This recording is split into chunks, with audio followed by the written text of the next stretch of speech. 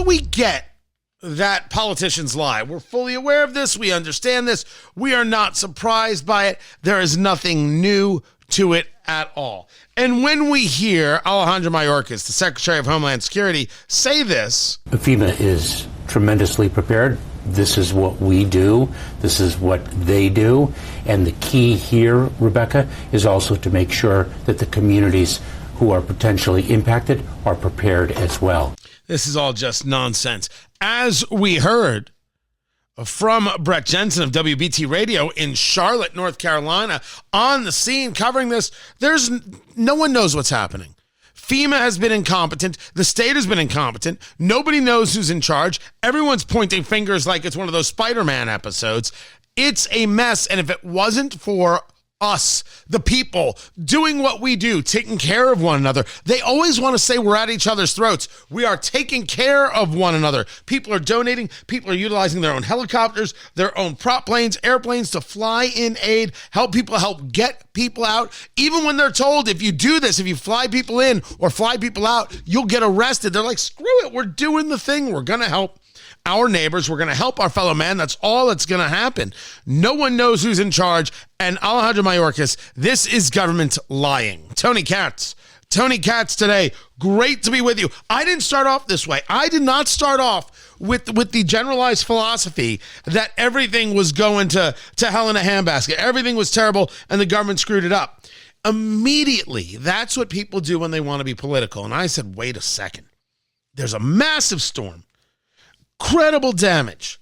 As we learned from Brett Jensen, it wasn't the winds, it's the rains, the mudslides. You cannot cross through these areas. This mud doesn't melt, it's just there now, getting in the way, making it very difficult to traverse. So you can't get aid in, you can't get the power trucks in to turn the power back on. They got substations that have been just flooded out and totally destroyed. Transformers, massive issues. It's going to take time. It's been a week, and we are seeing through firsthand accounts, real incompetence from the federal government and from state government under the Governor Cooper there. And we're seeing them try and get in the way of the citizenry helping each other, which, of course, is exactly what they do. They want to be the ones in charge. You're causing the problem, but they can't actually do the job. And not trusting FEMA or Homeland Security, I think, is an accurate thing to do. Let them do what they do. But go in there and help people is 100% what we should be doing. As a matter of fact, for someone to say, no, don't go help is nuts. Now, there are times where maybe you don't want to get in the way. People are starving. People are trapped. They're going to die. Don't tell me about your rules. You got a helicopter. You want to fly in, fly in. I hope you're safe. I hope you know what you're doing. I hope you don't end up in a situation where you now need rescuing too. But my gosh, the idea that you do nothing because government is here and they've got it taken care of, that's ridiculous. That is no way to act and to be. Reliance on government is a death sentence. A foolhardy way for any society to live. We should want our government to work. It works better when it's smaller, by the way. When it's smaller and streamlined and following Article 1, Section 8 and doing the things that it's supposed to do. Don't tell the people that they can't. This goes back to literally the foundings of the nation. This goes back to observations of Alexis de Tocqueville and the clubs that Americans would create to gather together and solve problems locally and handle situations. They needed a bridge built. No one waited for the government to come build a bridge. Boom, they built a bridge. All right, let's get on to the next thing. That is an American ethos, an American value system, an American way of life, and it's better. And it certainly is more caring. It by definition, it is. By its action, it is. But this is about whether or not you trust the first thing that you hear. When it comes to a response, I understood that they needed time, and I think we all should have. There are clearly now issues that are being reported. But the idea of trusting things off the bat, those days are over. And rightfully so, and I feel that way about Doug Emhoff, the husband of Kamala Harris, the Democratic nominee for president of the United States. The report was that Doug Emhoff in 2012 slapped his then girlfriend. This was at the Cannes Film Festival. Don't know what he was doing there. He thought his then girlfriend was flirting with another man, and he smacked her. According to the reporting from the Daily Mail, he smacked her so hard that she was, quote, spun around, unquote, after an event. She was sobbing, crying after the attack. Doug Emhoff says through a spokesperson to a news outlet called Semaphore that this report is untrue. Any suggestion that he would ever hit a woman, he would or ever hit a woman is false. I'm telling you right now, I don't believe him at all. I want a full investigation. Why in the world would I believe Doug Emhoff? Why would I believe the nanny banger himself? Am I not allowed to say that? Is that considered crude for me? Or is that like I can get away with it? Some people can get away with things and some people can't. I never know where I am in the mix. You know, it's Tony. He's really thinking about the issues. But dear Lord, was that a sex joke? Was that a double entendre? And my God, was that a reference to like a 1964 sitcom? I get it. It's all sometimes a little peculiar. So I don't even know if I'm allowed to say nanny banger. Maybe that's just crude. He slept with the nanny during his first marriage and got the nanny pregnant. That's Doug Emhoff. You know, the model of the new masculinity. Doug Emhoff. That's what the Democrats want to do. They want more men like Doug Emhoff and Tim Walz. Clearly, because who could ever emulate Rob Reiner? Am I right? Or am I right? Or am I right? That's right. I don't believe him.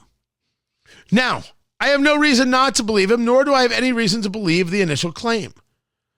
But they created a set of rules. And under those rules, Doug Emhoff must be vilified by the Me Too movement, and he has to be castigated, pushed away, kicked out of, dismissed from civil society. Louis C.K. never smacked a woman. You know what Louis C.K. did, the comedian? Louis C.K. Said, hey, do you mind watching, female friend, while I, with myself? That's what he did. All right, you could argue odd or weird. You could argue any part you like. You could argue, I should try that one. You could argue any part you want. The argument was that these were comics who figured that he could help their career, and maybe they felt like they should watch or stay there because they didn't want their career impacted, right? That was the argument at the time. And then Louis C.K. had to be canceled. What Louis C.K. did was nothing compared to this allegation. I need to find out if the allegation's true. Why is nobody checking to see if the allegation's true? Now, the Daily Mail piece had interviews and everything else. How come it's not disqualifying? Why is it that the so-called feminists of the political left are not up in arms? Why are they not outraged? If there was a story about Trump maybe sneezing while a woman was talking, MSNBC would discuss how violent it is. MSNBC would have called it germ warfare. It would go on for days. Nothing about this. The Billy Bush tape, which I must tell you, I should go back and listen to my commentaries then. I don't know if I ever even saw it as a big deal. The Billy Bush tape was the one where Trump was recorded saying when you're a celebrity, women will do anything. You can grab them by the blank and all this jazz. And I believe my commentary was, I remember having this conversation with my father when he was alive. And well, of course, when he was alive, Tony. I mean, how else? Seances, Katz? Is this who you are? Please, no seances. And the conversation was, well, of course this is true. Are we all children We don't know that this is true, that celebrities have a ability with guy celebrities, with women, will do nearly anything. Have we never heard the stories of groupies before? I know it's a whole new world and all that jazz, but some things don't change. No one doubts this for a second. In Donald Trump's heyday, when the times he was single, there is not a woman in New York who would not have gone home with him and then the next morning bragged to every friend she had about, you will not believe what I did. Period. We are not children. What they say about Trump today in terms of the political rhetoric and what they're saying about 2016 is not the stuff they said in 2012. He was beloved. He was a part of Americana. He was a cultural aspiration. Let's not deny history. Let's be honest about what it is that took place. So Trump's commentary then, I didn't think was the end of the road. I didn't think it was the worst thing that ever got said. And I think there are plenty of women who clutch their pearls about it. And there are plenty of guys who pucker about it. But in the end, it's true. And we know this. We are not shocked. But that was a conversation about something that happens within a celebrity culture. He didn't hit nobody, and nobody alleges that he didn't hit anybody. Right, nobody alleges that he hit anybody. That's it. Nobody alleges that he hit anybody. He didn't hit anybody. That's what I wanted to say. But here's an allegation of an actual physical assault. So why is it not investigated? And why would I accept a Doug Emhoff statement through a spokesperson? Oh, that never happened. Wait, you can just brush it off? Next. No. That is not going to fly, kitten. We're not going to sit here and accept that as just a given. And okay, we no longer have to talk about it. We no longer have to discuss it. It clearly wasn't a thing because, as you know, Doug Emhoff and his staff say it wasn't a thing. That's not how it works. That's not how any of this works. It's not how it works.